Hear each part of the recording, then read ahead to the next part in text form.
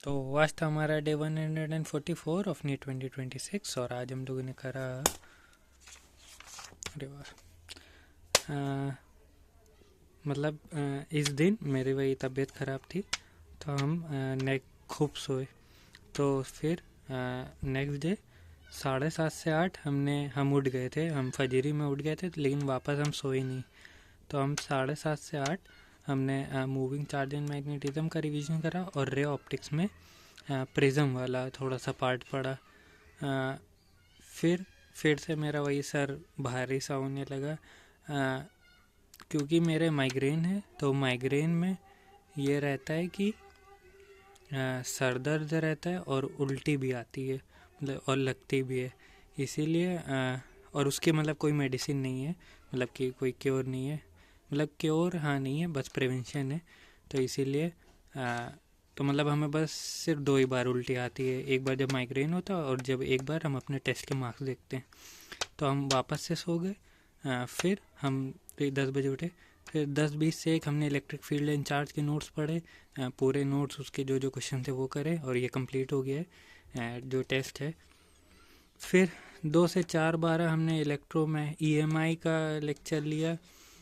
फिर 4:45 से 5:32 हमने रिप्रोडक्टिव हेल्थ का लेक्चर नहीं लिया, बस सीधा, क्योंकि उसमें सिंपल ही है। ऐसे लेक्चर देखने वाली उसमें कोई चीज़ है नहीं अभी। तो बस वो वाला से हमने उसका देखा था, वही जो इनफर्टिलिटी वाला पार्ट है उसका। तो इसकी वही NCERT पढ़ी। फिर 6 से 6:10 भी वही 10 मिनट में NCERT और थोड़ी सी पढ़ ली थी। फिर हम चले गए थे जिम बहुत दिनों बाद। फिर 8:15 से 10 हमने एनालिसिस करा, वही जो मेरा टेस्ट हुआ था उसका, केमिस्ट्री वाला पोर्शन का। फिर 10:30 से 12:10 हमने लेक्चर लिया EMI का ही। और फिर 12:13 से 12:40 हमने रिवीजन करा जो दिन भर में पढ़ा था उसका।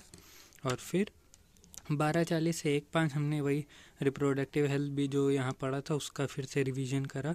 और थोड़ा सा वही सब थोड़ा जो उसमें वही कि 1951 में RCH लॉन्च हुआ था, यही सब पढ़ा।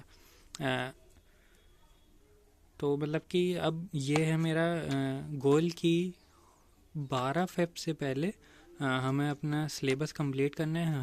हमने रखा तो ये था कि हमें सिलेबस बहुत पहले कंप्लीट करना है, लेकिन इतने टेस्ट भी हैं और प्लस मेरा BSc के भी एग्ज़ाम थे तो उसमें भी टाइम लगा। तो हमने तो ऐसे रखा था कि दिसंबर में हो जाए, लेकिन अभी वो तो नहीं हो पाया। अगर बात करें तो मेरा ये सब हो चुके हैं, ये भी हो गया है, मूविंग चार्ज भी हो गया है, मैग्नेटिज्म एंड मैटर भी हो गया है, टिक नहीं लगा है अभी। फिज़िक्स में EMI और AC रह गया, यानी सिर्फ 2 चैप्टर, और EMI तो चल रहा है, वो हो ही जाएगा।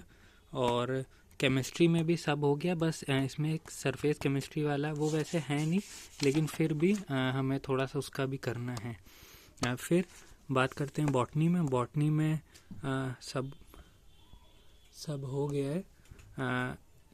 लिविंग वर्ड, बायोलॉजिकल क्लासिफिकेशन, ये क्लास 11th की है। क्लास 12 की बॉटनी में इकोसिस्टम बस रह गया, बाकी सब हो गया है। जूलॉजी की बात करें तो क्लास 11 की जूलॉजी पूरी कंप्लीट है। 12th वाली में ह्यूमन रिप्रोडक्शन हो गया है, रिप्रोडक्टिव हेल्थ भी होने ही वाला है, और बायोटेक हो गया है। इसमें मेन चैप्टर या एवोल्यूशन है जिसके हम प्रॉपर लेक्चर लेंगे, और बस यही है। और ह्यूमन हेल्थ एंड डिजीज़ के तो हम 1 शॉट ही देखेंगे, और ये बायोटेक एंड एप्लीकेशन का भी 1 शॉट ही देखेंगे। क्योंकि अब हर हफ्ते टेस्ट भी है, और जो टेस्ट आने वाला है उसमें ये 2 चैप्टर भी आ रहे हैं, EMI और AC, जो 9 फेब को है। तो हमें वैसे भी इसको कंप्लीट ही करना है, तो इससे सही मतलब एक तरह का थोड़ा टाइप चैलेंज टाइप ले लें तो वो ज़्यादा सही रहेगा। बस यही था, बस आज के लिए इतना ही, मिलते हैं कल।